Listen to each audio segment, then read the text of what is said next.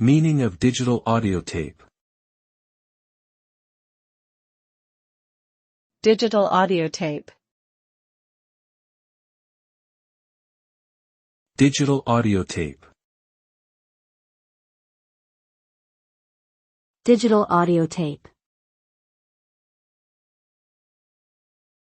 Digital audio tape. Digital audio tape, DAT, is a form of magnetic tape used for recording and playing back high-quality digital audio. It was introduced in the early 1980s as a professional format for studio use and later became available to consumers.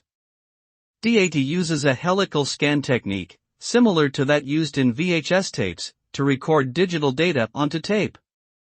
The result is a more accurate and faithful reproduction of sound compared to analog tape formats. Despite its superior performance, DAT never became widely adopted due to its high cost and competition from CD and other digital formats.